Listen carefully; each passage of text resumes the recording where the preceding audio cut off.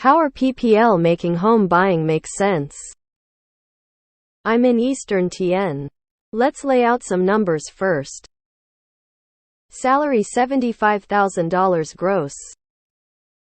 Salary $62,000 net give or take. Credit score 760. Age 27. My question is this: how are people buying homes? I currently pay $900 in rent for a really nice 2BR apartment in a very small town. The average cost for a home you'd feel comfortable living in around here is roughly $250,000, $270,000. Based on the research I've done, it seems like interest rates are roughly 7 depending on a few factors. Doing basic math, that's a monthly payment of roughly $1,660.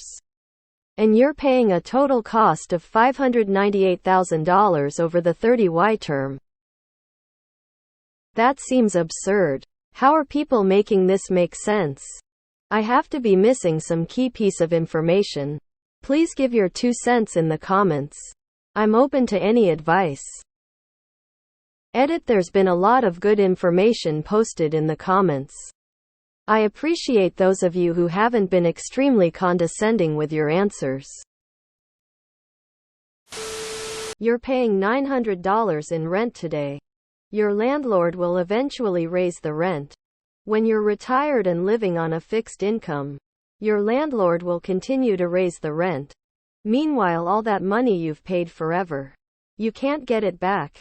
If you owned your home, you would have a fixed mortgage payment for 30 years. And by the time you retire, you would have no mortgage payment at all. And if you want, you can sell your home and recoup your investment.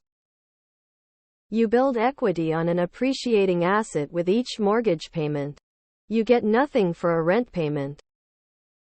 Buy a house for $160K 5 years ago. Sell it for $225K. Put the profits in 20 down on a $285,000 house and save the rest of the profits. Oh, and have dual income household and no kids. Where I am, a 2-bed rental costs $3,500 mo, and to purchase one would be over $1 million. Trust me, I know exactly what you mean with how does home buying make sense. Seems pretty darn out of reach to me. I bought a house for $250. I currently owe $210 on it. It's currently worth $315. I will make a good chunk of change when I sell it in the next year or so. Now is possibly the worst time to be a first-time home buyer in decades.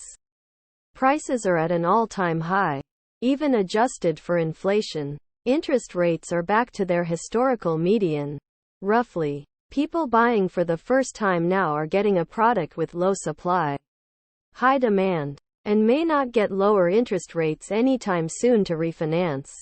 Home buying doesn't make sense right now. People make it work somehow, whether wise or not. I think some people are being subsidized by their families but rarely admit to it.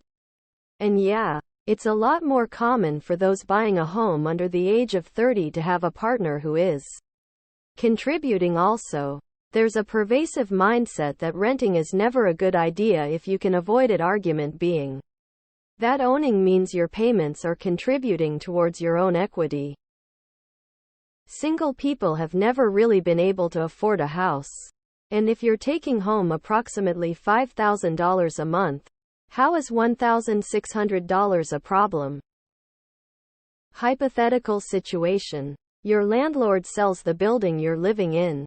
The new landlord buys the building with a mortgage at current rates, paying the price of that building today, which may have inflated substantially since the last purchase. The new landlord now has to pay off a bigger mortgage at a much higher rate. Also, they have to take care of maintenance that the last landlord didn't do or that didn't need doing until recently, like a new roof, updated heating, hot water system, or sewer connection. What does the new landlord do? Raise the rent, possibly by a lot. When you buy, you keep the money you pay. When you rent, Your landlord keeps the money you pay. That's the difference. As long as the value of the house doesn't go down, you get that $598,000 back when you sell it. The only money you lose is what you pay to the bank for interest. Your mortgage will change. And although you will pay more of your principal later on, thus your monthly repayment will decrease. Especially if you dump extra money to pay off principal if your bank allows. 2BR apt is half the size of the house probably. They aren't comparable. Add 1-2 roommates paying rent to the numbers for the house. You don't buy the max budget home. Buy a home less than that.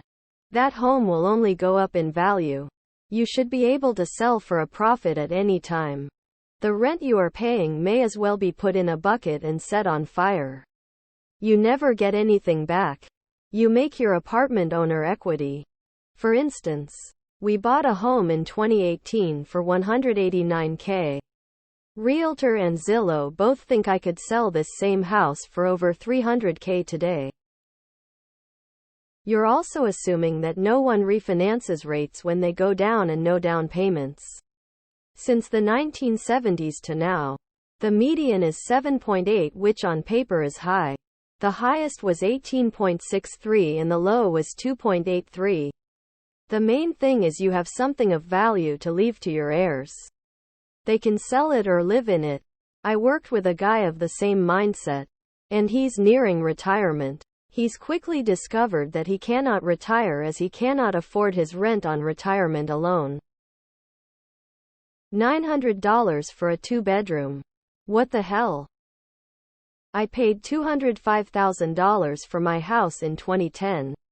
When I sold it, it was worth $460,000. So that is your answer right there. You get your money back on homeownership.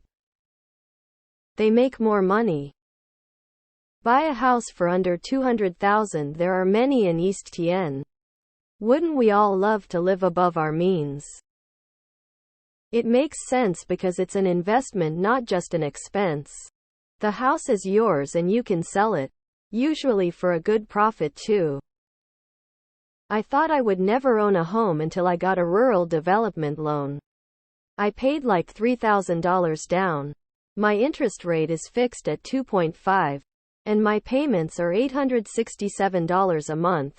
I also live in Arkansas, so I'm sure that has a lot to do with how cheap it is, but it wouldn't hurt for you to look into it. Only $250,000, $270,000? Come to Ontario, Canada, where the average home starts at $800,000 and the average salary of an Ontarian is $65K. My question is, how are you only paying 17 income tax? Your rent sounds really cheap compared to the price of the home. Where I live, houses are $270K or so, but rent is still like $1,500 at least. Cash up using a high-yielding savings account, 4.75 or more. Live below your means. Try to increase your income. And then you'll save enough for a nice down payment, which will reduce your monthly payment once you have your home. Right now it only makes sense to buy if you can put a huge down payment and have a high-paying, stable job. I think you are trying to compare the rent you're paying to buying a house you'd want to buy. These two things are not the same. What would the rent be on a house you'd want to buy? Significantly more than your current rent.